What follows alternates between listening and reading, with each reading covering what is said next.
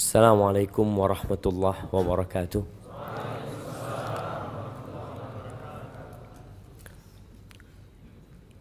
Alhamdulillah alladzi waffaqana li ta'atihi wa arsyadana ila sabili huda. Segala puji bagi Allah Jalla Jalaluh yang mengumpulkan kita di atas ketakwaan kepadanya.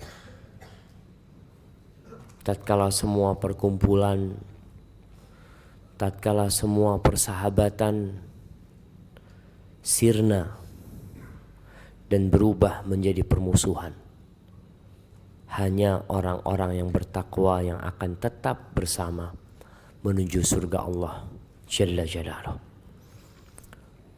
Allahumma salli wa sallim ala sayyidina Muhammadin wa ala alihi wa ashabihi ajma'in. Ya Allah, semoga salawat, salam senantiasa Engkau curahkan untuk hamba kekasih-Mu, untuk baginda Nabi kita Muhammad sallallahu alaihi wasallam, manusia terindah yang pernah menginjakkan kakinya di muka bumi ini, yang diutus oleh Allah rahmatan lil alamin. Dan semoga salawat bersambung untuk keluarga beliau, untuk istri-istri beliau, untuk putra-putri beliau, dan untuk seluruh sahabat Nabi. Semoga Allah meridhai kita bersama mereka. Amma ba'd. Jamaah rahimakumullah. Sebagian ana lihat sudah mulai ngantuk. Memang bawaannya habis asar ini, bawaannya tidur. Antum mau dengerin ceramah enggak?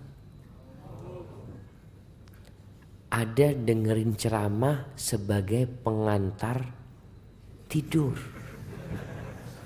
Mau, iya mau. Habis nanti 15 menit tahu-tahu hilang gitu ya. Tahu-tahu sampai ke Merauke, mana balik lagi. Jangan ngurusin orang, Ustaz. Urusin diri sendiri. Itu tema kita pada sore hari ini. Tanggal 24 Jumadal Akhirah 1440 Hijriah. Antum? Ya. Berapa hari lagi kita Ramadan? Biar yang ditanya jawab. Jangan ngurusin orang antum. Nah, mana hadiahnya? Mana panitia ini? Hadiahnya mana? Apalah semen 1 sak, 2 sak taruh sini. Masa Menara Busua nggak ada hadiahnya? Bawa ini semen nggak apa-apa, 2-3 sak suruh bawa pulang. Semen. Nah, antum, berapa hari lagi kita puasa? 70. Betul. 170. Insyaallah. Antum 66 hari. Kok bisa ngitungnya? Gimana ngitungnya? Gimana? Ada di sosial media. Antum nggak pakai ngitung berarti. Betul. Ngitungnya gimana? Anda disebutkan hari ini tanggal berapa? 24 Jumadal Akhirah. Habis Jumadal Akhirah bulan apa? Bulan apa? Biar dia yang jawab ya Bang. Kita ini belajar tidak ngurusin orang.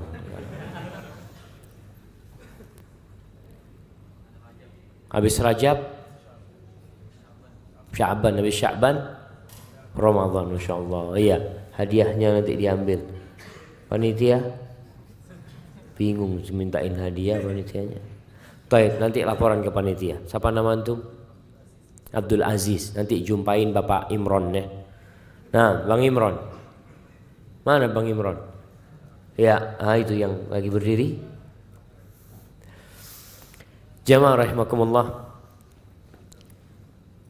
Allah berfirman di surah Al-Muddathir ayat 38, kullu nafsin bima kasabat rahina.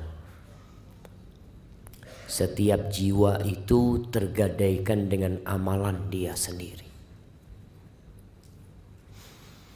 Di surat Al-Isra ayat 15 Allah mengatakan man ihtada fa innama yahtadi li nafsihi wa man dhalla fa innama yadhillu 'alaiha wa la taziru waziratun wizra ukhra wa ma kunna mu'adzibina hatta nab'atha rasula.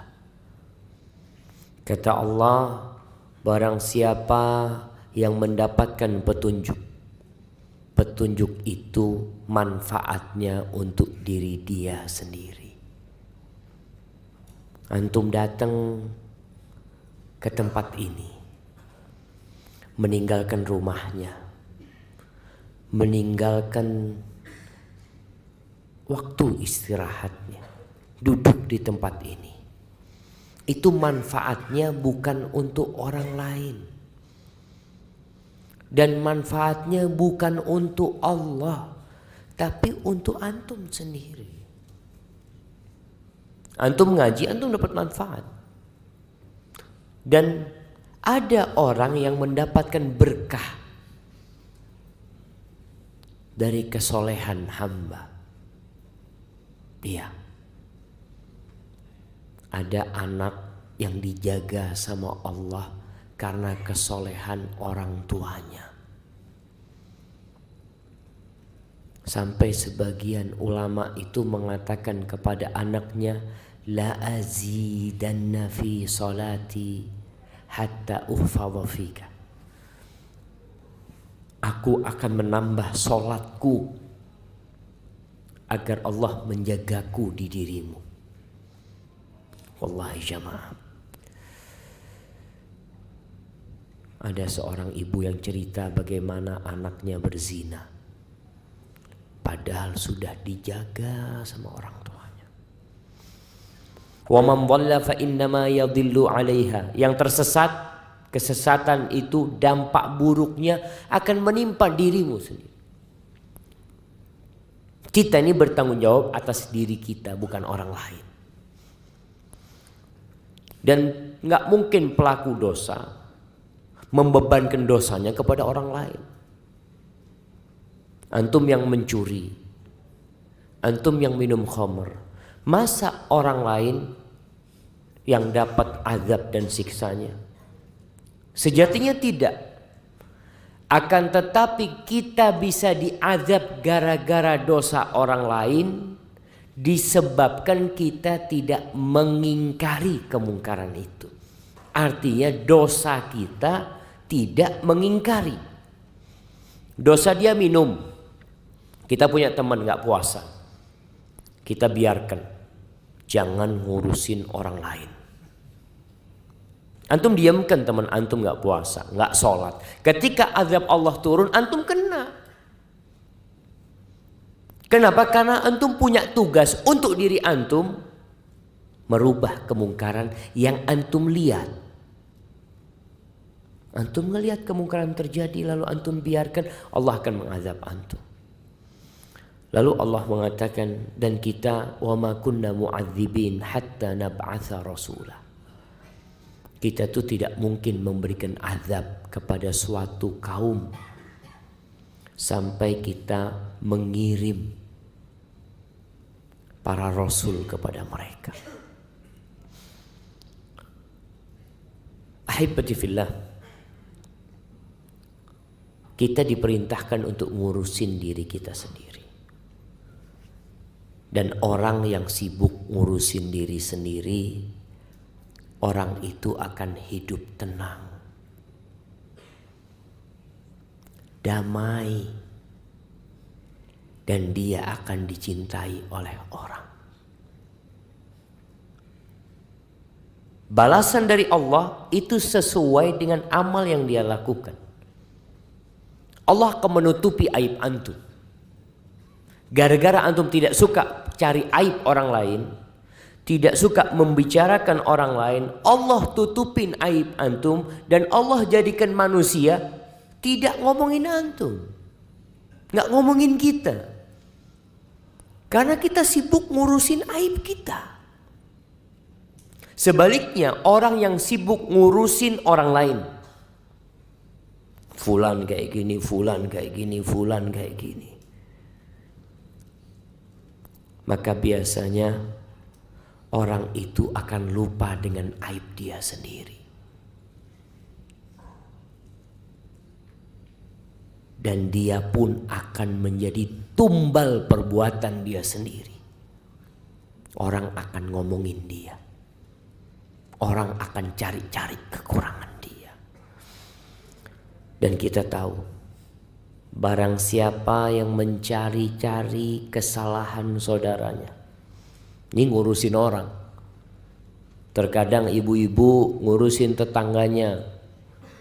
Tetangga ini lagi mau nikah, kayaknya calon suaminya seperti ini, seperti itu. Tetangga ini kayaknya mau cerai. Fulan kayaknya macam-macam yang dia bicarakan. Barang siapa yang sibuk ngurusin kesalahan orang, mencari-cari aib orang lain, maka Allah akan bongkar aib dia. Rasul sallallahu alaihi wasallam pernah mengatakan kepada para sahabatnya, ya ma'syara man amana bilisanihi walam yadkhulil iman fi qulubihim. Wahai orang-orang yang beriman lisannya, tapi iman itu belum masuk ke dalam hatinya, la taghtabul muslimin. Kalian jangan suka ngomongin orang Islam, jangan suka ghibain orang, membicarakan keburukan orang. Wala tattabi'u awratahum, dan jangan mengikuti, mencari-cari kesalahan orang. Kita ini nggak perlu dicari kesalahannya, udah banyak kesalahannya, apalagi dicari tambah banyak. Karena sudah menjadi kodrat manusia itu berbuat salah. Jadi kalau ada orang mengatakan antum banyak salahnya, antum benar, sahih itu. Kalau dikumpulkan dalam kitab, mungkin kitabnya akan berjilid-jilid kalau bicara kesalahan. Nabi SAW sudah mengatakan kullu bani Adam khata'. Semua anak Adam itu berbuat salah. Wa khairul khata'in at-tawwabun. Sebaik-baiknya orang yang berbuat salah itu yang taubat, yang kembali kepada Allah. Dan barang siapa yang mencari-cari kesalahan orang Islam, maka Allah akan mencari-cari kesalahan dia.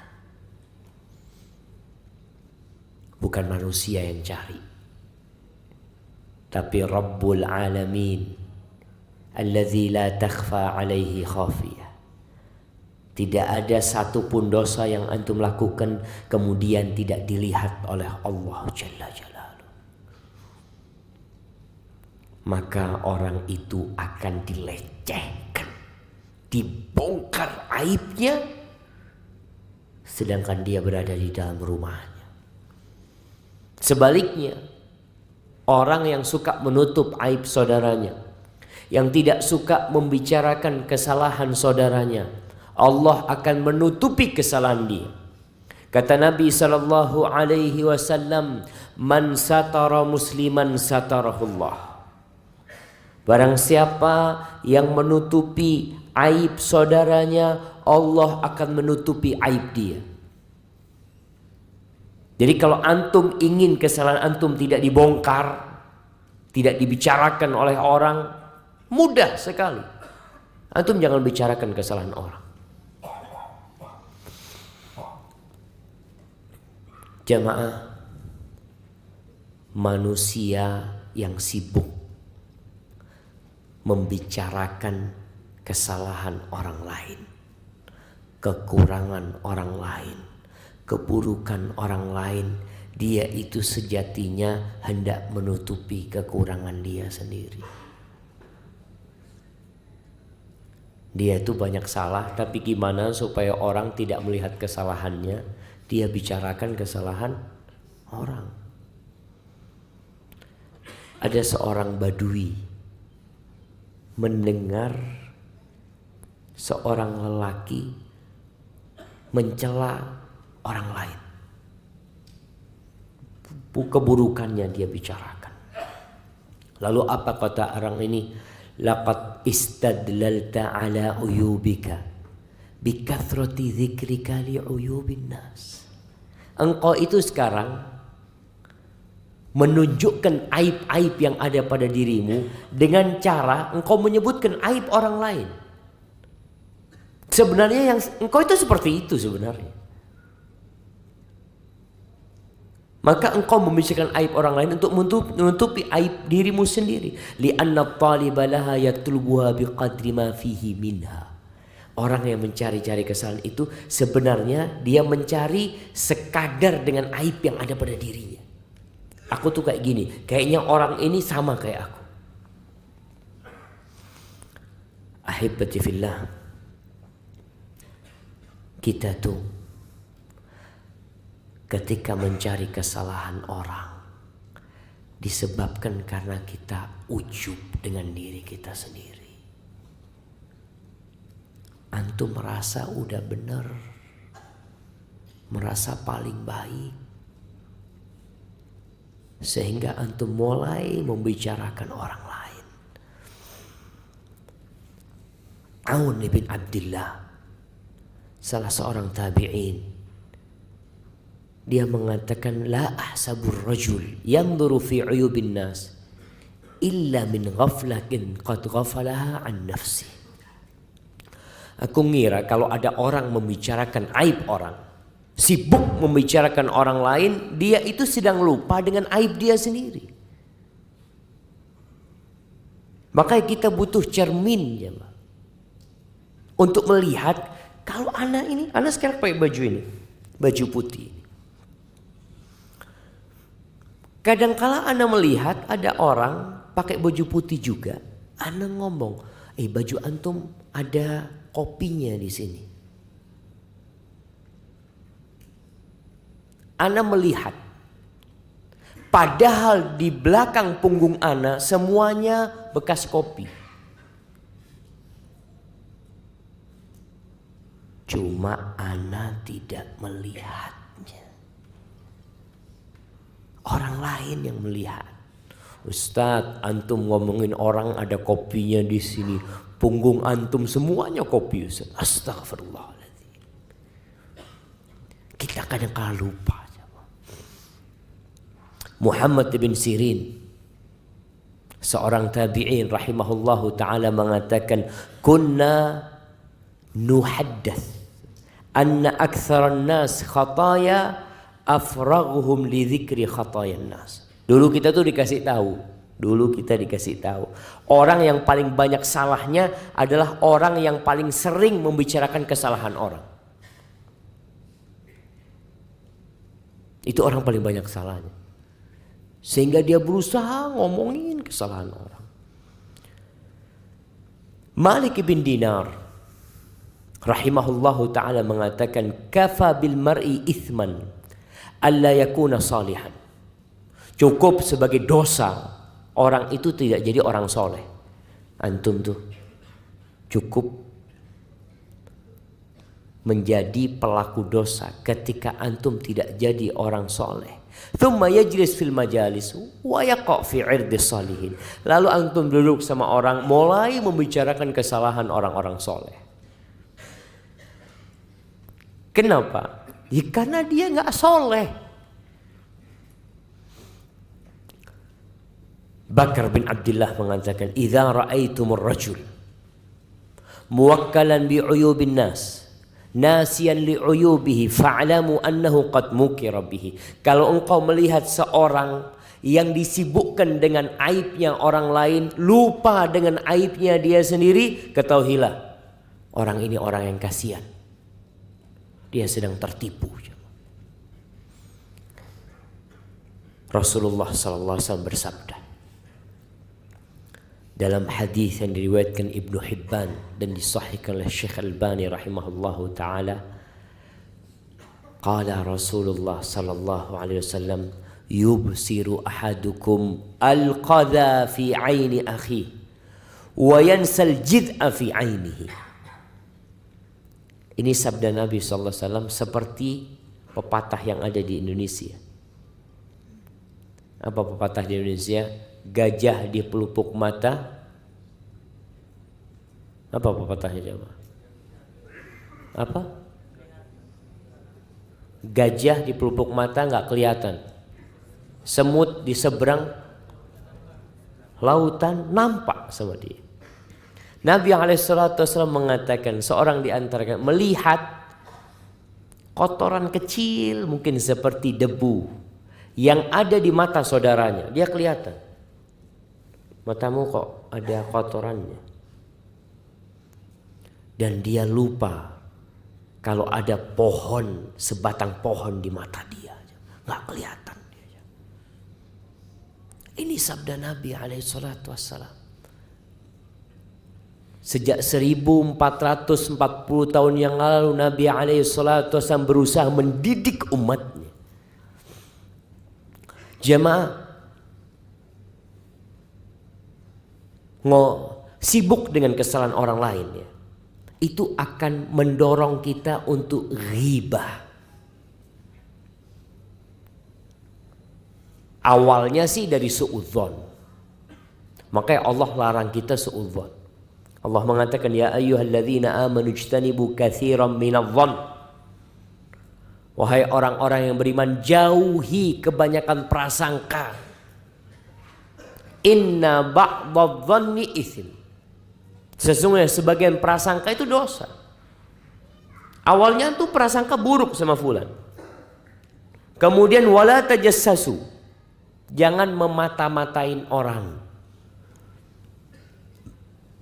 Antum berusaha untuk masuk ke HP dia, pengen tahu apa yang dia tonton di HP-nya. Antum jadi hacker, masuk ke komputer dia, cari-cari, dapat ternyata suudzon antum beneran. Oh, ternyata perasaan ana tepat. Fulan ini memang orang nggak baik. Taib, selesai. Apakah selesai di hati dia itu? Nggak selesai. Akan menjadi konsumsi publik. Mulai dia kumpul sama sahibnya, ngopi. Ngopi ini kurang enak kalau nggak ada pisang gorengnya. Gimana kalau kita jadikan fulan pisang goreng? Allah mengatakan wala yaghtab ba'dukum ba'dha. Janganlah sebagian di antara kalian menggunjing sebagian lainnya. Ayuhibbu ahadukum ayyakula lahma akhihi maitan fakarihtum. Apakah mau kalian memakan bangkai saudara kalian? Gak suka, kalian benci itu jemaah. Allah memberikan permisalan yang sangat menjijikkan supaya kita meninggalkan ngurusin orang itu. Kalau engkau benar, enggak, ana Ustaz ingin memperbaiki fulan, taib, datang ke fulan, kasih nasihat fulan. Enggak perlu jadi konsumsi teman-teman lainnya. Coba gambarkan antum masuk restoran, di sana ada teman antum sudah dalam kafan. Kemudian antum buka bareng-bareng. Ya Allah, ini mau pakai kecap apa pakai bumbu? Kalau orang solusi suka yang pedes-pedes. Dia mulai buka mulutnya, lisannya digunting, dia campur sama sambal. Allah, enak ternyata. Siapa yang ngomong enak? Itu yang terjadi. Dan kita tahu dosa ghibah ini akan mengantarkan nantinya kepada permusuhan. Antum gara-gara ada ghibah, yang awalnya antum baik sama fulan, lalu jadi nggak baik, antum jaga jarak sudah.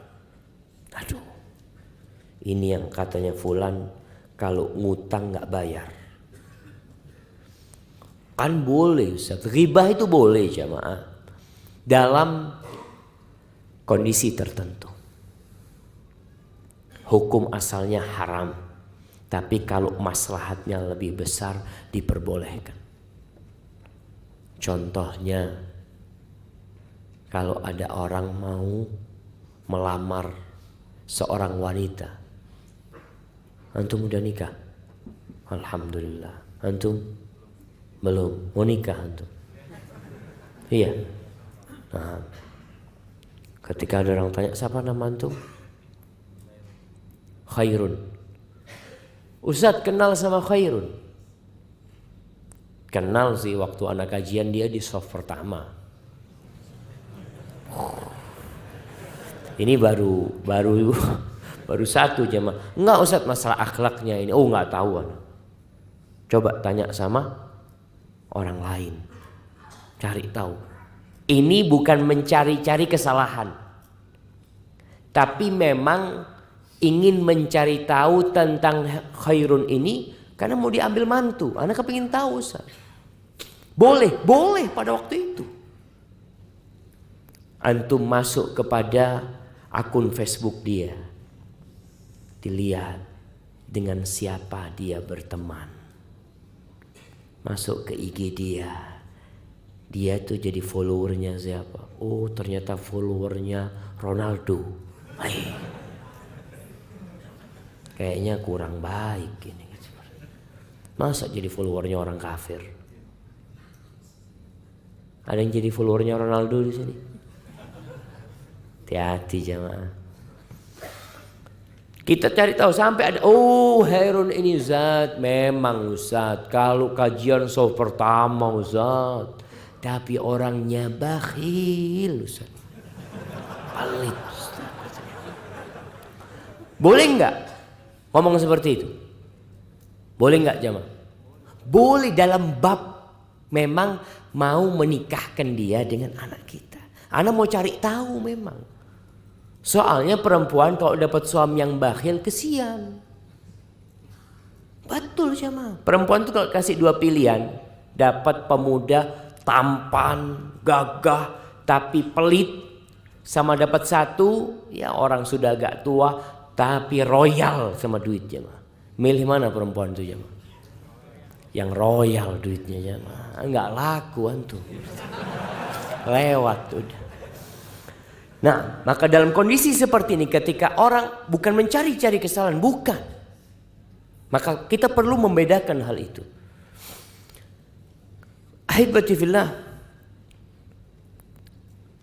Al-A'mash mengatakan sami'tu Ibrahim yaqul inni la ara syai' akrahu fama yamna'uni an atakallama fi illa makhafata an ubtala bimithli. Aku melihat sebuah keburukan terjadi. Aku bisa ngomong tapi aku tahan diri. Tahu kenapa aku nggak ngomong? Karena aku takut dikasih balak seperti itu nantinya. Antum ghibain fulan kayak gini, bisa jadi suatu saat antum kena itu balak. Maka hati-hati lisan antum jaga. Fulan ini nggak kawin ya. Mungkin apa? Antum kalau ngelihat jomblo nggak kawin. Nah, mana yang umur 30 belum kawin? Angkat tangan. Jamaah. Umur 35. Wallahu alam, ana dengar katanya di sini ya tadi nikah itu mahal sehingga banyak yang nunda. Antum sudah nikah? Masya Allah. Umur berapa nikah? 27. Cukup lah 27. Kalau antum melihat fulan nggak kawin-kawin, bisa jadi punya masalah dia, mungkin nggak mampu menikah atau memang orang yang tidak baik. Maka hati-hati, jaga lisan kita. Ahibati fillah, orang yang suka membicarakan aib orang lain, mencari-cari kesalahan orang lain, yang pertama Allah akan mencari-cari kesalahan dia. Kalau dicari-cari kesalahannya sama Allah, maka akan terbongkar semua yang dia tutupi. Dan sebaliknya, orang yang menutupin kesalahan orang lain, maka Allah akan menutupi kesalahan yang ada pada diri dia. Kemudian kita tahu pada hari kiamat nanti akan ada persidangan. Dan ada orang-orang yang bangkrut gara-gara punya kesalahan sama orang lain, ngurusin orang lain. Pada suatu hari Rasul sallallahu alaihi wasallam mengatakan, siapa orang yang muflis di antara kalian? Orang yang bangkrut itu siapa? Kata para sahabat, al-muflisu fina man la dirham lahu wala mata'. Orang yang bangkrut di antara kita adalah orang yang tidak punya uang cash dan nggak punya aset. Itu bangkrut. Lalu beliau mengatakan, walakinnal muflisa min ummati.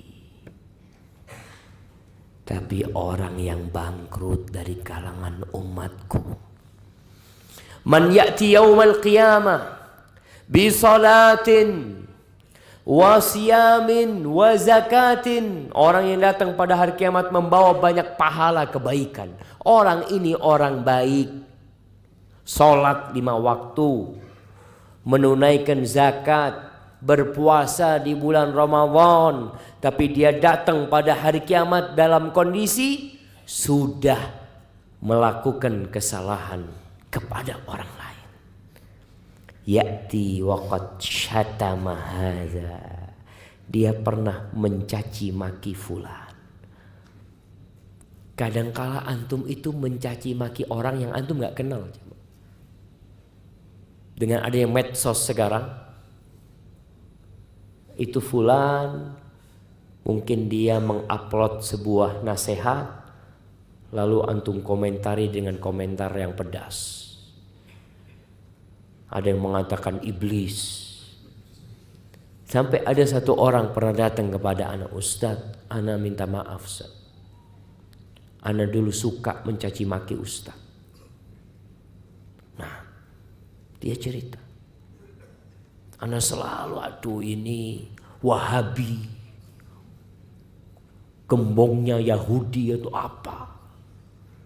Ada orang-orang seperti itu jemaah. Nggak kenal dia jemaah, tapi ngurusin orang. Apa urusan antum? Nanti pada hari kiamat akan diambil pahala-pahala antum, amal kebajikan yang telah antum lakukan dengan ikhlas. Kalau nggak ikhlas nggak ada pahalanya. Artinya yang diambil itu amalan yang memang diterima sama Allah, karena dia pernah mencaci maki fulan, pernah menuduh fulan, pernah ngambil hartanya fulan, wa qad daraba hadza, pernah memukul fulan, bahkan mungkin mengucurkan darahnya fulan.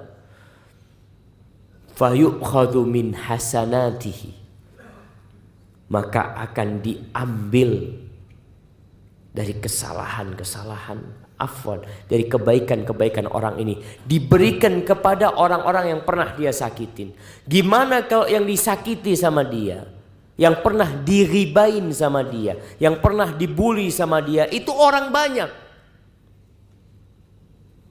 Sampai seorang masyayikh menceritakan, kalau antum mengatakan, oh orang-orang Sulawesi itu memang umpamanya bakhil, antum itu punya dosa sama orang Sulawesi semuanya. Gimana minta maafnya antum? Gimana antum minta maafnya? Apa lewat koran? Koran terbanyak di Sulawesi. Ana mohon maaf ya, ana telah menuduh seperti ini umpamanya.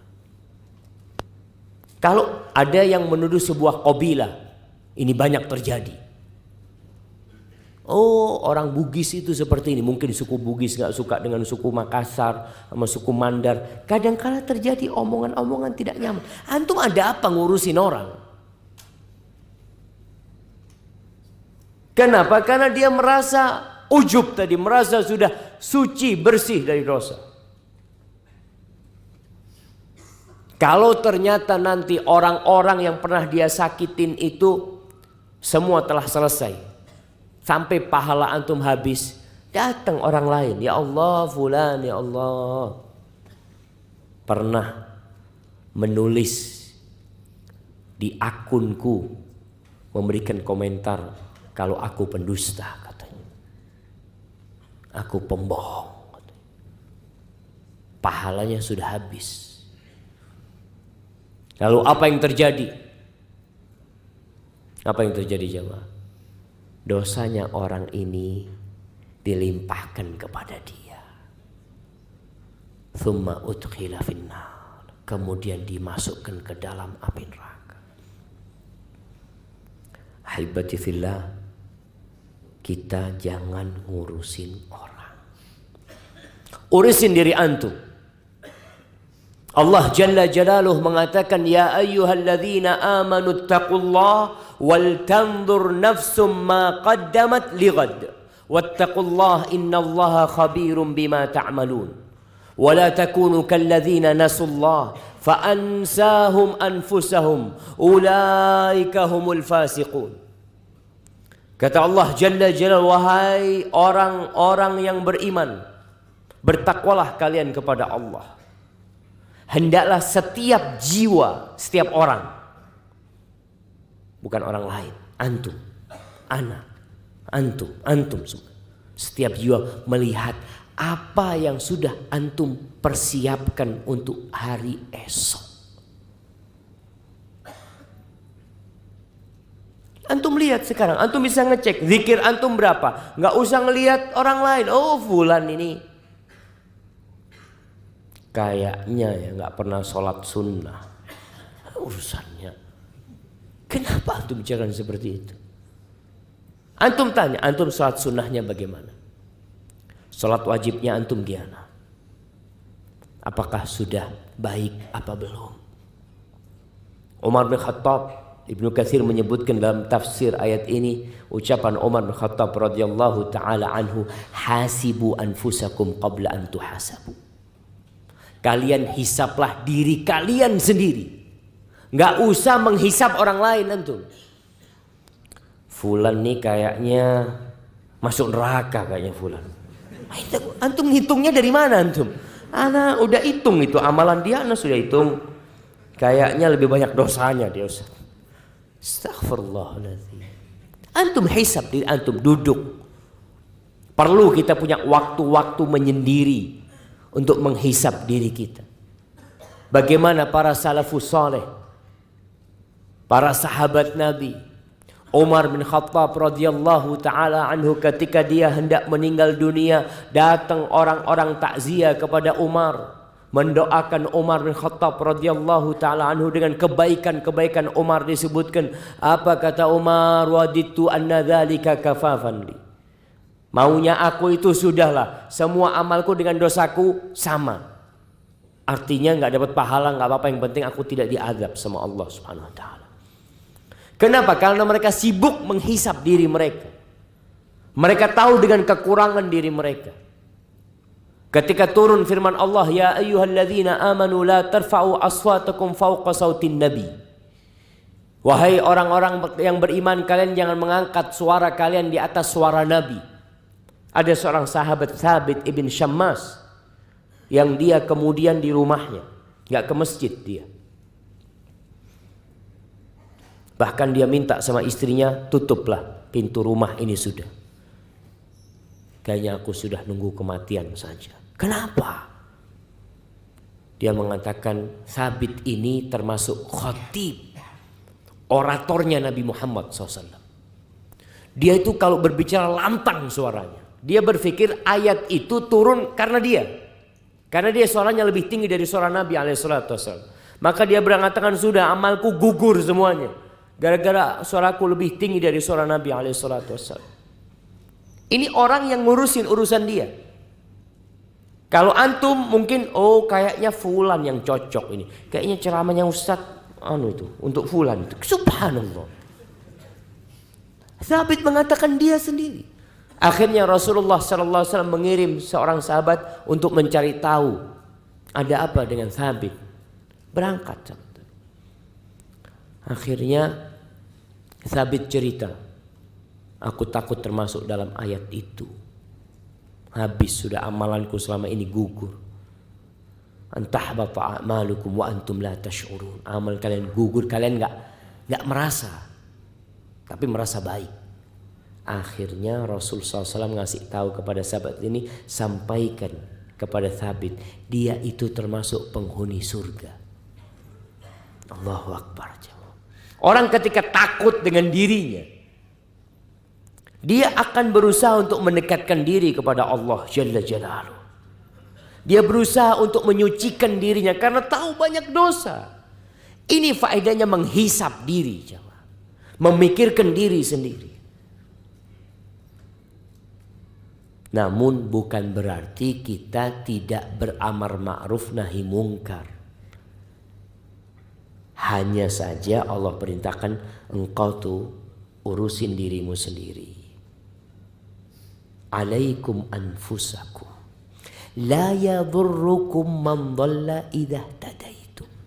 Kalian urusin diri kalian sendiri. Tidak akan membahayakan kalian orang yang tersesat. Kalau kalian dapat hidayah.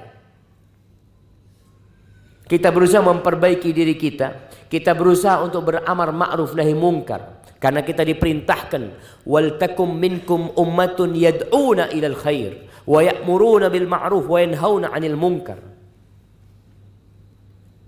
Hendaklah ada di antara kalian sebuah kelompok yang mengajak kepada kebaikan, yang beramar ma'ruf dan bernahi mungkar. Harus ada tetap seperti itu. Kita melihat teman kita nggak sholat, jangan dibiarin. Kalau teman antum mengatakan urus dirimu sendiri, sampaikan, engkau itu bagian dari diriku. Aku bersamamu itu seperti dua ruh dalam satu jasad. Al-mu'min lil mu'min kal bunyan yashuddu ba'duhu ba'dha. Mukmin dengan mukmin lain itu ibaratkan bangunan yang saling menguatkan. Antum melihat orang-orang berzina, minum khamar di kampung, nyabu, jangan dibiarin. Kalau mereka mengatakan nanti antum urus diri antum sendiri, ana sedang ngurus diri ana sendiri. Ana bakal ditanya sama Allah Jalla Jalaluh. Engkau melihat kemungkaran, kenapa engkau tidak perbaikin? Ana bakal ditanya, bukan antum yang ditanya. Urusan antum nanti sama Allah, urusan antum sendiri. Allah akan tanya sama ana. Dan kita tahu jamaah, salah satu penyebab turunnya azab dalam hadis Zainab, ketika Rasul sallallahu alaihi wasallam ditanya oleh Zainab, "Ya Rasulullah, anahliku wa fina salihun." Mungkinkah kita binasa? Mungkinkah kita hancur padahal di tengah-tengah kita ada orang-orang soleh? Masih ada imam masjid, masih ada yang sholat di masjid, masih ada yang membaca Al-Quran, masih ada yang berzikir, masih ada yang puasa Senin Kemis. Mungkinkah kita hancur, binasa? Mungkin tidak. Apa kata Nabi sallallahu alaihi wasallam? Na'am, idza kathurul khabath. Iya, mungkin saja apabila banyak kekejian yang merajalela di masyarakat. Orang soleh ada tapi kemungkaran merajalela. Allah mengatakan, wattaqu fitnatan la tusibanna alladhina zalamu minkum khassah. wa'lamu annallaha syadidul iqab. Takutlah kalian kepada fitnah, kepada azab, kepada kekacauan yang tidak menimpa pelaku dosa saja, yang tidak menimpa orang-orang yang zalim saja. Khusus ini azab khusus buat orang-orang yang zalim. Pertanyaannya, kalau terjadi gempa, apakah hanya untuk orang yang zalim? Apakah imam masjid nggak kena? Apakah masjid tidak hancur? Kita melihat apa yang terjadi di Palu. Kita melihat apa yang terjadi di Lombok. Masjid hancur. Rumah Allah hilang di telan bumi. Apa salahnya anak-anak kecil harus ditelan bumi? Orang lagi dengan kerudungnya mungkin mati. Allahu Akbar jemaah. Di Palu itu ada sebuah sekolahan tahfidz, pondok tahfidz Quran untuk perempuan. Anda kalau dengar ceritanya itu, ketika terjadi gempa, ada beberapa anak di dalam sana, perempuan anak-anak masih. Mereka malam hari itu, kejadiannya maghrib apa mau isya waktu itu.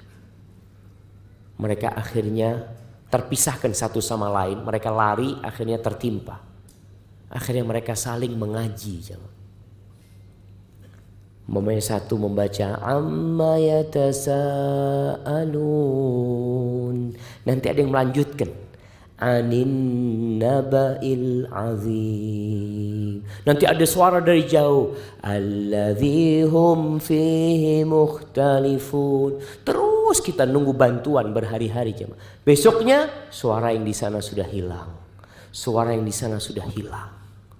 Mati mereka jemaah. Maka kita tidak boleh membiarkan kemungkaran terjadi.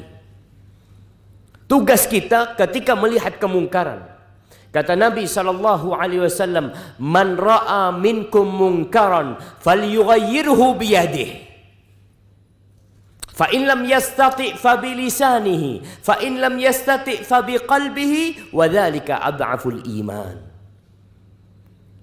Yang tidak bisa merubah kemungkaran dengan tangannya, maka dengan lisannya. Sampaikan, mas, waktunya sholat. Ayo sholat. Kita lihat di bulan Ramadan bentar lagi, banyak orang-orang yang puasa tapi nggak sholat. Antum pernah melihat acara buka bersama? Buka bersama. Ana pikir buka bersama itu buat orang-orang soleh jemaah. Di restoran jemaah. Sudah azan terus makan ya. Sampai isya masih makan mereka. Ana ngomong kapan sholatnya mereka? Mungkin ana suudzon aja jamaah. Bisa jadi mereka sholat dalam mengantarkan makanan-makanan itu. Mungkin mereka sholat di sana. Wallahu a'lam. Rubah kemungkaran. Kita menjaga negeri ini jamaah. Negeri ini kita jaga. Kita punya teman melakukan riba.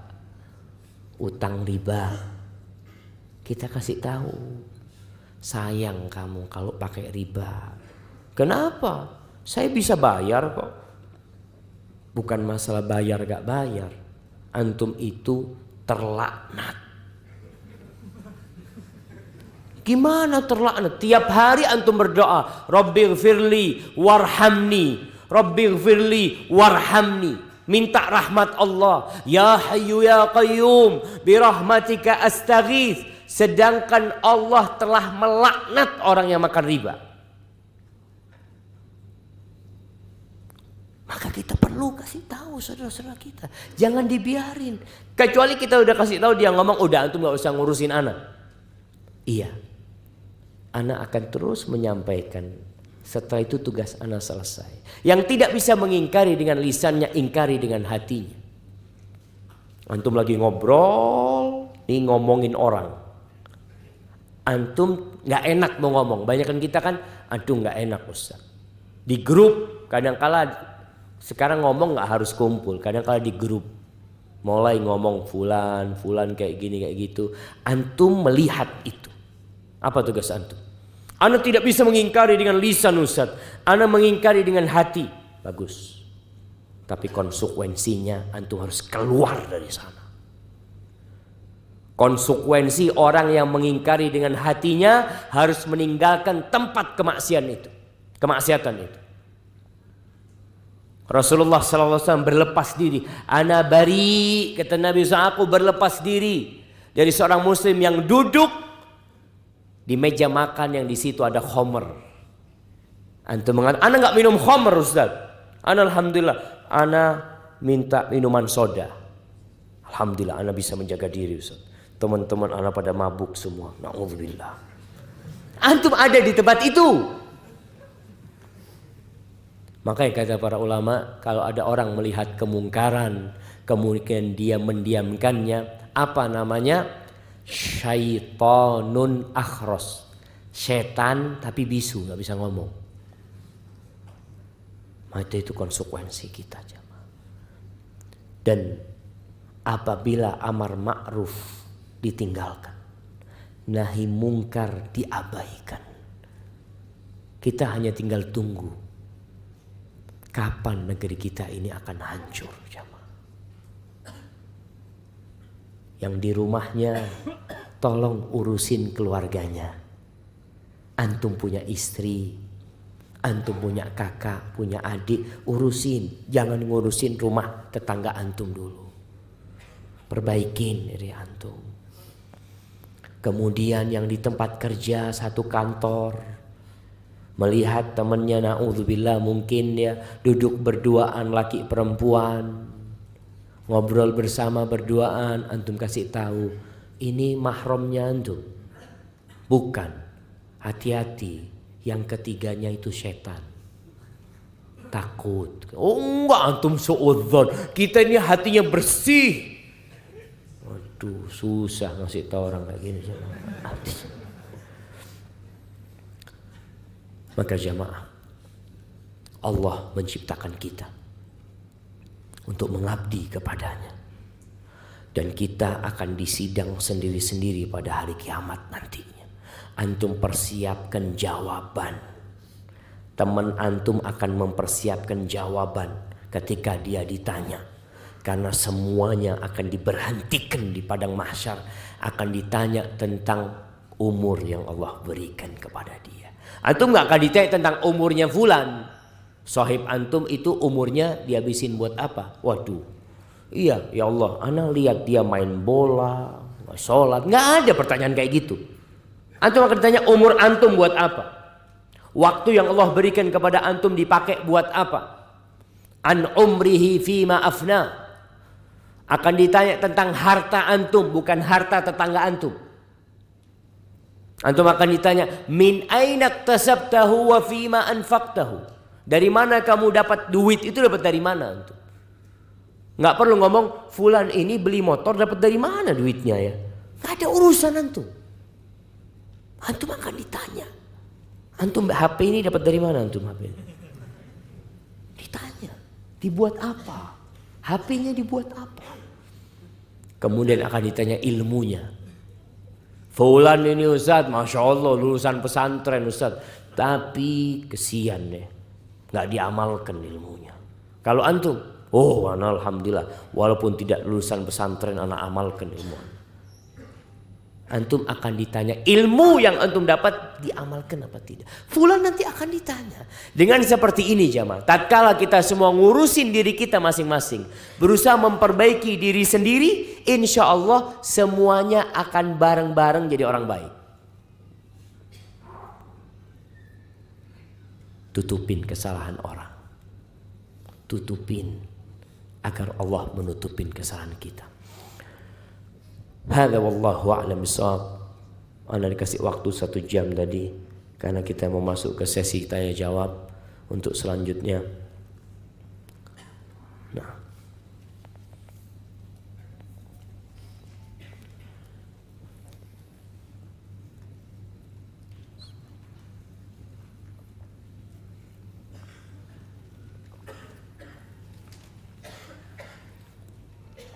Afan Ustaz, ana punya teman pengurus masjid, tapi masih suka nonton film barat. Kenapa film barat? Karena ada film timur. Beliau adalah teman kamar saya Ustaz. Apakah saya harus keluar tinggalkan ia jika dia sedang nonton film barat? Ya antum kasih nasihat dia. Karena termasuk kesempurnaan agama seorang muslim tarkuhu ma la ya'ni. Meninggalkan perkara-perkara yang tidak berguna. Apalagi dia ini pengurus masjid. Apa sih yang didapat dalam film barat jemaah? Yang jelas di situ antum akan melihat aurat. Melihat wanita-wanita yang tidak menutup auratnya. Dan tidak akan diajarkan bagaimana sholat. Karena memang mereka tidak sholat. Maka tugas antum memberikan nasihat. Kalau dia sedang nonton, antum keluar. Iya. Itu solusinya. Dan seharusnya orang yang berada di rumah Allah itu orang yang paling dekat sama Allah. Tapi di masa sekarang ini, Allah jamaah, ana benar-benar shock mendapatkan sebuah pertanyaan. Ada sebuah aplikasi namanya Halo Ustaz. Itu seorang bertanya, Ustaz, ana mau tanya Ustaz, ada tetangga kami, dia itu pegawai di KUA. Ustaz suka menikahkan orang, jadi imam di masjid. Ternyata dia itu sudah lama murtad Ustaz. Ketika mati itu dibakar jasadnya. Dibakar jasadnya. Ikut agama yang kalau mati dibakar. Gimana Ustaz pernikahan yang dibuat sama dia Ustaz? Tanya sama keluarga yang memang sudah lama dia murtad. Terus kenapa masih menjadi imam? Karena jadi pegawai. Kenapa tetap di KUA? Karena dia pegawai, cari duitnya di sana. Maka hati-hati, seharusnya kerjaan antum itu membuat antum bertakwa kepada Allah Subhanahu wa taala. Tapi kalau orang hanya berpikir umpamanya jadi marbot di masjid hanya untuk duit, hanya untuk batu loncatan, bukan cari keridhaan Allah Subhanahu wa taala, maka akhirnya seperti ini. Tidak menampakkan bagaimana sosok seorang yang mengurus rumah Allah SWT. Semua orang akan memuji antum. Masya Allah fulan pengurus masjid. Masya Allah alaihi. Padahal ketika di kamar dia nonton film barat. Astagfirullahaladzim. Bagaimana cara mengajak tetangga dekat rumah atau teman sendiri untuk sholat di masjid berjamaah tanpa menyakiti hatinya? Karena terkadang ada niat tapi sangat sulit untuk dikerjakan. Ya tinggal diajak jamaah. Yuk sudah azan. Oh iya, insyaallah lah antum duluan berangkat. Nanti dia nggak berangkat lagi. Ana pernah di kampung itu.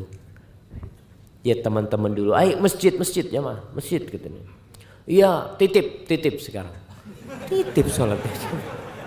Kita menghadapi orang-orang yang memang jauh dari agama ini, kita harus sabar. Artinya antum tidak perlu mencaci maki dia. Antum mengajak dia dengan cara yang baik-baik. Sampaikan, ayolah sekali-kalilah ke masjid. Antum akan merasakan sensasinya. Beda sholat masjid itu antum. Ada orang yang gak pernah ke masjid kecuali Jumatan.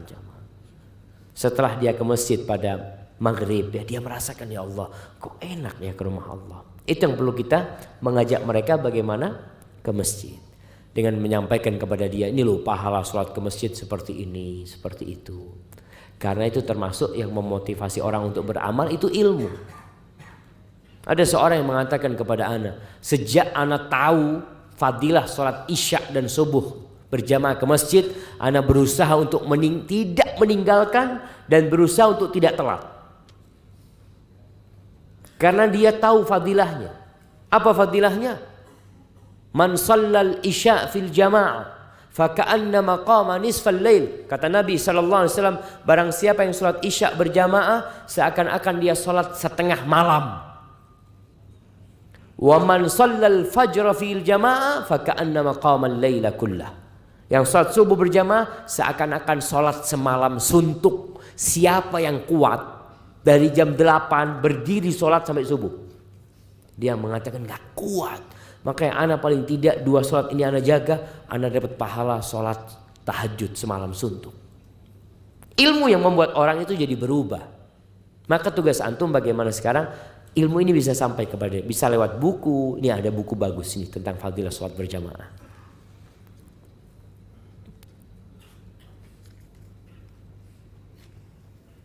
Nih, bolehkah memberikan jawaban tentang kekurangan fisik teman kita atau kebiasaan buruknya? Contoh, teman kita ini punya luka di bagian tertentu, atau teman kita ini suka mendengkur ketika tidur. Ketika ada akhwat yang bertanya tentang dia untuk mencari informasi sebelum melangkah ke hubungan yang lebih serius, boleh jangan. Momanya gimana? Ya, dia kalau tidur biasanya seperti kereta api. Nah, itu bahasanya yang lebih bagus gitu ya, jangan terlalu vulgar.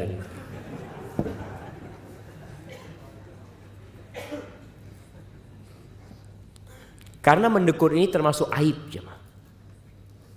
Pernah ada suami istri bercerai gara-gara mendengkur. Antum ketawa-ketawa. Istri antum yang suaminya mendengkur itu sebenarnya udah bosan gitu, ya Allah ya. Allahu Akbar. Ada seorang wanita menikah dengan seorang laki-laki. Subhanallah, perempuan ini sensitif, nggak bisa tidur kalau ada suara. Suaminya subhanallah tidur langsung bunyi ya bang. Itu istrinya nggak kuat, maka suaminya digoyangin ya. Kalau dibangunin kan akhirnya nggak mendengkur dia. Istrinya mau tidur, baru mau tidur bunyi lagi suami.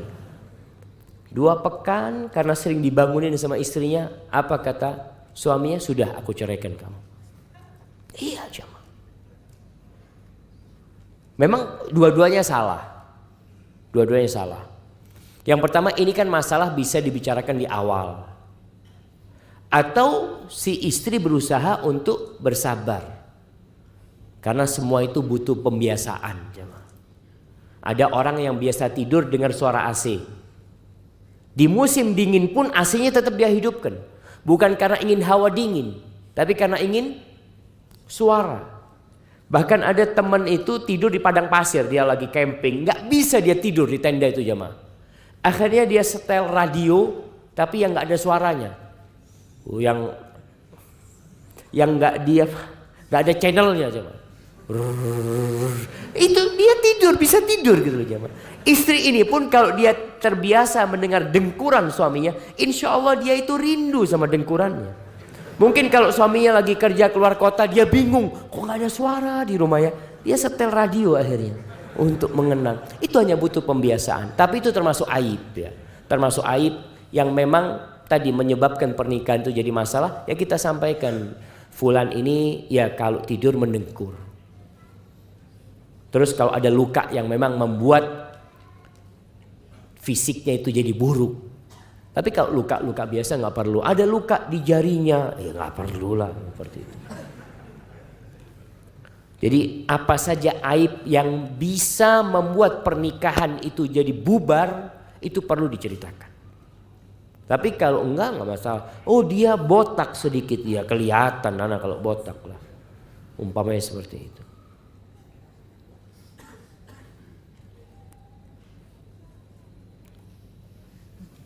Astagfirullahaladzim. Ana nggak berani jawab.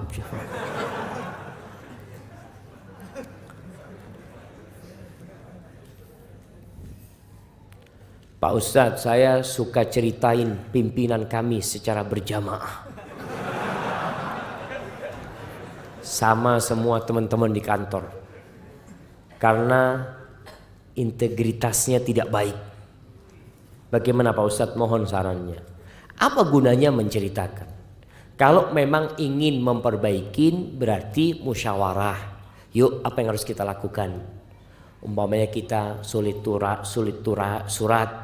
menulis surat untuk memberikan nasihat gitu ya. Atau apa yang perlu kita lakukan? Tapi kalau sekedar ngomong-ngomong saja, akhirnya jadi riba. Tapi kalau omongan antum itu untuk diambil langkah selanjutnya, kayaknya ini nggak bisa dilanjutkan. Kalau seperti ini perusahaan kita bisa tutup nantinya. Maka antum mungkin ngobrol, datang utusan Nggak usah pakai demo. Kan kadang-kala orang kalau ada masalah sama atasannya mogok kerja, nggak perlu antum mogok kerja. Antum datang jumpain atasan, maaf Pak, kami utusan dari teman-teman ingin berbicara. Sampaikan. Tapi nggak perlu akhirnya jadi bahan omongan terus menerus. Setiap kumpul ngomongin atasannya kayak gini. Itu tidak baik, bahkan yang ada antum transfer pahala kepada atasan antum. Barakallahu fikum.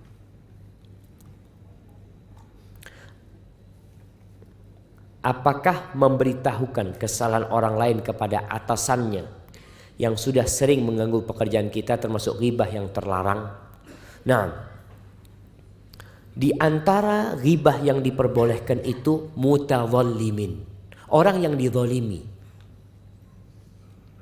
Ana dizalimi oleh fulan, lalu ana sampaikan, Pak, saya ini selalu diganggu sama fulan. Itu boleh. Karena bukan untuk menceritakan kesalahannya, tapi untuk diambil tindakan. Tentunya kita cerita ini kepada orang yang punya kebijakan. Gak mungkin antum cerita kepada istri antum. Datang kepada istri antum, ana ini suka diganggu sama fulan. Kira-kira istri antum bisa ngambil tindakan? Gak bisa, antum jadinya ghibah. Tapi kalau antum sampaikan kepada atasan yang memang memiliki kewenangan untuk memanggil dia, maka itu yang seharusnya antum lakukan. Itu tidak termasuk ghibah yang terlarang. Apakah ketika seorang istri menceritakan kesalahan atau kebiasaan yang terjadi di tetangganya kepada suaminya termasuk ghibah yang terlarang? Nah, kecuali si istri minta suami supaya menegur itu tetangga. Jadi kalau ngomongnya itu untuk mengambil tindakan dan kepada orang yang bisa mengambil tindakan, itu termasuk diperbolehkan. Karena tujuan kita bagaimana kemungkaran ini semakin berkurang. Itu yang kita inginkan. Jadi kalau istri ngomong, bang tetangga ini bang, ana lihat tadi masukkan laki-laki bang ya, ke rumahnya. Mungkin abang bisa ngasih tahu lah. Nah itu nggak apa-apa. Karena tujuannya supaya suami mengambil tindakan. Ada orang umpamanya pesta miras, kita melihat, kita datang kepada Pak RT, kepada Bapak Polisi, kita sampaikan itu termasuk yang diperintahkan babnya, bab amar ma'ruf nahi mungkar, itu babnya.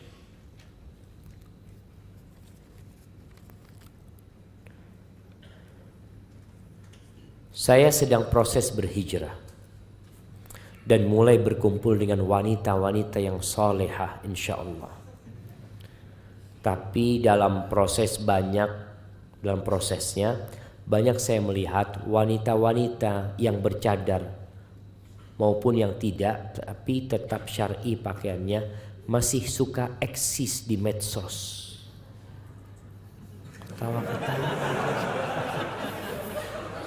Dengar?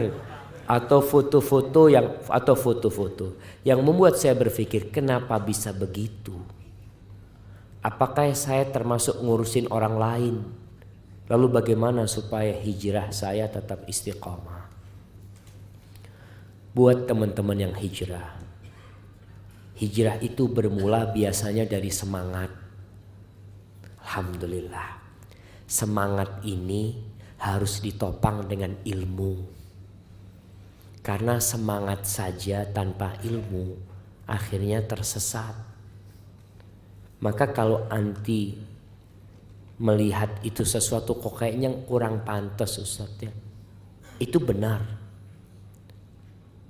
Orang kalau sudah hijrah, tinggalkan segala perkara yang gak berguna.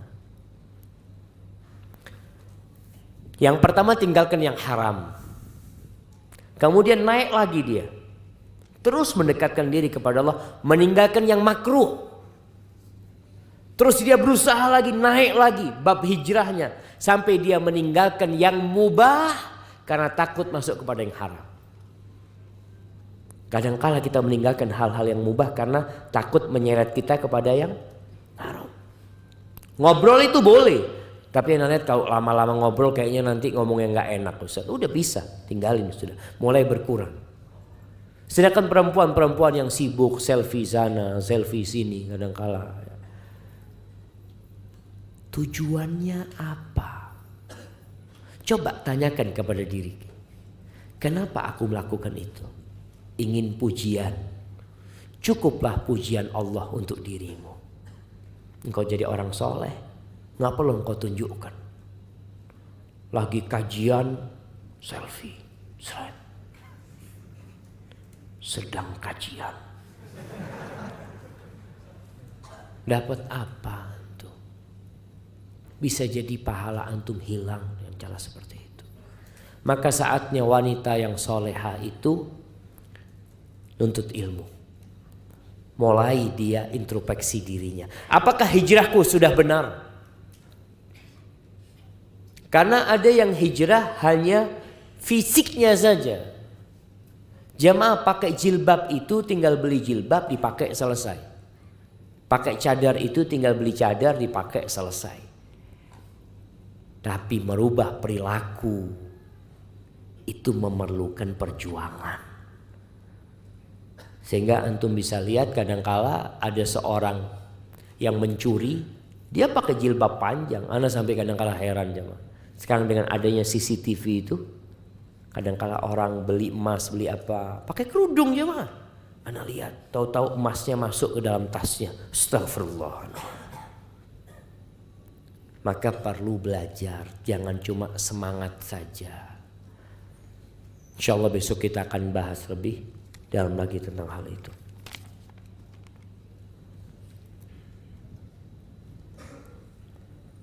Jika ana melarang teman ana untuk mengambil ilmu dari Ustadz Fulan, karena si Ustadz Fulan tersebut menyimpang, ana menjelaskan penyimpangan Ustadz tersebut kepada teman ana, apakah termasuk ghibah? Jamaah, termasuk fitnah. Setelah meninggalnya Rasulullah Sallallahu Alaihi Wasallam, itu munculnya sekte-sekte yang menyimpang dari agama Allah ini. Munculnya Khawarij, munculnya Syiah, munculnya Mu'tazilah, Jahmiyah, terus kelompok-kelompok yang muncul. Dan Nabi SAW memang sudah mengingatkan kita. Beliau pernah mengatakan, fa innahu man ya'ish minkum ba'di fasayara ikhtilafan katsira. Barang siapa yang hidup setelah aku mati, maka dia akan melihat banyak perselisihan. Banyak.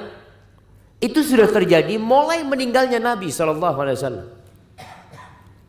Muncul itu bagaimana terbunuhnya Utsman bin Affan radhiyallahu taala. Siapa yang bunuh Utsman? Orang kafir? Siapa yang bunuh Ali bin Abi Thalib? Orang kafir? Bukan. Orang-orang muslim. Tapi karena mereka menyimpang dari akidah yang benar. Terus apa tugas kita? Nabi mengatakan fa'alaikum bisunnati. Maka hendaklah kalian mengikuti sunnahku. Ketika banyak orang, oh pendapat ini boleh, pendapat itu boleh, fa'alaikum bisunnati. Hendaklah kalian pegang sunnahku. Dan sunnah khalifah-khalifah setelah aku. Tamassaku biha. Kalian pegang. Gak cukup. Wa'addu alaiha bin nawajid. Gigit dengan gigi geraham kalian. Wa iyyakum wa muhdatsatil umur. Dan hati-hati kalian dengan muhdatsatil perkara-perkara yang baru dalam urusan agama. Fa inna kulla muhdatsatin bid'ah wa kulla bid'atin dhalalah. Jadi ketika kita ngasih tahu teman kita, hati-hati sama Ustadz Fulan. Wallahi jamaah sekarang ini Allahu Akbar ya. Ada ustadz-ustadz yang muncul di televisi yang mengatakan semua agama sama. Bisa jadi nanti di surga itu kita ketemu sama orang fulan. Loh, kok masuk surga kamu? Sampai seperti itu ya. Ada yang mengatakan jilbab itu tidak wajib. Jilbab itu adat orang Arab. Emangnya istrinya Abu Jahal pakai jilbab? Istrinya Abu Lahab pakai jilbab? Orang Arab tuh asli. Nggak ada yang pakai jilbab. Istri Nabi SAW nggak pakai jilbab selama di kota Mekah. Karena belum turun wajibnya jilbab. Jilbab turun di Medina. Masa Mekah nggak ada jilbab. Artinya orang Arab nggak pakai jilbab. Siapa yang pakai jilbab? Orang Islam pakai jilbab. Karena perintahnya turun di Medina kepada orang-orang yang beriman. Di surat An-Nur, surat Al-Ahzab umpamanya. Maka kita memang perlu berhati. Apakah disebut ghibah? Ketika kita mengatakan hati-hati sama Ustadz Fulan, ada pemikiran dia yang menyimpang seperti ini seperti itu. Itu tidak termasuk ghibah yang terlarang. Karena tadi ada maslahat yang memang hendak dicapai. Bagaimana cara meminta maaf jika saya pernah mendolimi binatang, anjing atau kucing? Antum minta ampun sama Allah SWT. Artinya Allah yang akan mengambilkan hak anjing dan kucing itu. Rasulullah SAW mengatakan, dakhalat imra'atun an-nara fi hirratin. Seorang wanita masuk ke dalam neraka gara-gara seekor kucing. Habasatha. Kucing ini dia kurung. La hiya at'amatha wa la tarakatha ta'kulu min khashashil ard. Kucing itu nggak dikasih makan, dikurung, kasih makan seharusnya. Nggak dikasih makan dan juga nggak dilepas supaya bisa cari makan tempat lain. Akhirnya masuk neraka. Maka kalau antum pernah melakukan itu, antum banyak istighfar, mohon ampun kepada Allah SWT, dan banyak berbuat baik kepada kucing. Antum lihat ada kucing yang pernah antum tahu, mungkin saudaranya dia. Wallahu a'lam. Insyaallah. Udah selesai pertanyaannya, gimana kira udah selesai tadi?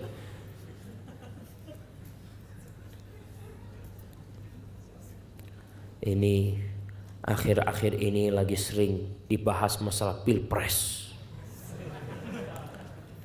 Soalnya adalah banyak teman yang mendukung nomor 1, jelek-jelekin nomor 2. Begitu pula pendukung nomor 2 menyelekan nomor 1. Ana sudah sering beritahu dengan lisan, tapi Facebook, Instagram, dan jika sedang duduk bersama masih terus menggunjing calon-calon tersebut. Langkah apa lagi yang harus ana lakukan? Masya Allah jemaah. Ini termasuk keprihatinan bersama jemaah. Kita lihat ya. Allahu Akbar. Caci, saling mencaci, saling memaki, saling menjelekkan, semua itu adalah buah dari demokrasi. Itu konsekuensinya seperti itu emang. Saling membenci, saling memusuhi. Semuanya mengatakan kampanye damai. Damai, damai. Iya. Damai maksudnya nggak perang. Tapi ada yang mengatakan perang. Yang satu perang total, yang satu perang Badar. Perang-perangan tuh. Subhanallah. Tugas kita, jamaah, antum harus tahu, yang memberikan kekuasaan itu Allah Jalla Jalaluh. Bukan berarti yang dipilih jadi penguasa itu orang baik. Bukan. Bisa jadi yang jadi penguasa itu Fir'aun. Allah jadikan Fir'aun penguasa Mesir. Yang di bawah kekuasaan Fir'aun ada Nabi Musa alaihissalam, ada Nabi Harun, ada orang-orang soleh di sana. Allah jadikan Namrud penguasa atas siapa? Nabi Ibrahim alaihissalam. Makanya kita tuh perlu minta tolong sama Allah supaya Allah memberikan penguasa yang baik sama kita. Jangan hanya berpikir usaha. Kita berusaha memperbaiki diri kita supaya Allah kesian sama kita, sehingga kita dikasih pemimpin-pemimpin yang baik. Allah mengatakan, Qulillahumma malikal mulk tu'til mulka man tasha wa tanzi'ul mulka mimman tasha wa tu'izzu man tasha wa tudhillu man tasha biyadikal khair innaka ala kulli syai'in qadir. Jamaah, Allah Subhanahu wa ta'ala dialah pemilik kepemilikan. Dialah yang menguasai segala sesuatu. Dia memberikan kekuasaan kepada siapa yang dia kehendaki. Dia cabut dari siapa yang Allah kehendaki. Bukan yang Allah cintai, jemaah, bukan. Ini bicara masyiah, bicara kehendak Allah Subhanahu wa ta'ala. Allah memuliakan orang yang Allah kehendaki. Allah menghinakan orang yang Allah kehendaki. Kehendak, bukan cinta. Seperti kita bisa melihat, ada orang kaya raya nggak pernah sholat, kaya raya, nggak pernah datang ke masjid, kaya raya. Kita bisa melihat kondisi seperti itu. Apa tugas kita? Ya kita bagaimana minta supaya Allah memberikan kepada kita pemimpin yang baik. Maka antum harus jadi orang baik. Antum berhenti mencela, berhenti memaki. Kalau memang ada yang buruk yang tidak antum sukai, apa yang bisa antum lakukan? Merubah? Alhamdulillah. Dengan lisan kita. Nggak bisa dengan hati kita. Paling tidak berdoa memohon kepada Allah Jalla Jalaluh. Antum doa, Allahumma walli alal muslimina khiyarahum. Ya Allah, jadikan penguasa buat orang-orang Islam itu orang-orang yang terbaik di antara mereka. Jaga sampai nanti pilpres selesai. Kita minta kepada Allah Subhanahu wa ta'ala, semoga Allah menjaga negeri kita ini. Allahumma lakal hamdu kulluh wa lakal syukru kulluh wa ilaika yurja'ul amru kulluh. Allahumma la tada' lana dhanban fi hadzal makan illa ghafartah wa la 'aiban illa satartah wa la daynan illa qadaitah wa la hamman illa farajtah ولا حاجة من حوائج الدنيا هي لك رضا ولنا فيها صلاح إلا قضيتها يا رب العالمين. اللهم اقسم لنا من خشيتك ما تحول به بيننا وبين معاصيك ومن طاعتك ما تبلغنا به جنتك ومن اليقين ما تهون به علينا مصائب الدنيا ومتئنا بأسماعنا وأبصارنا وقواتنا ما أحييتنا واجعله الوارث منا واجعل ثأرنا على من ظلمنا وانصرنا على من عادانا ولا تجعل مصيبتنا في ديننا ولا تجعل الدنيا أكبر همنا ولا مبلغ علمنا ولا تسلط علينا من لا يرحمنا. Ya Allah, jangan jadikan orang berkuasa kepada kami orang-orang yang tidak mengasihi kami, ya Allah. Baca doa itu doa dibaca Nabi SAW. Kalau lagi majelis sama sahabatnya, beliau biasanya baca doa itu. Antum cari waktu-waktu mustajab, doakan diri antum, keluarga antum, dan negeri kita. Semoga menjadi negeri yang baldatun tayyibatun wa rabbun ghafur. Baik, itu yang bisa saya sampaikan. Manfaatkan waktu ini, pertanyaan bisa dibawa nanti ke masjid untuk dilanjutkan di sana. Kurang lebihnya mohon maaf. Subhanakallahumma bihamdika asyhadu an la ilaha illa anta astaghfiruka wa atubu ilaik. Assalamualaikum warahmatullahi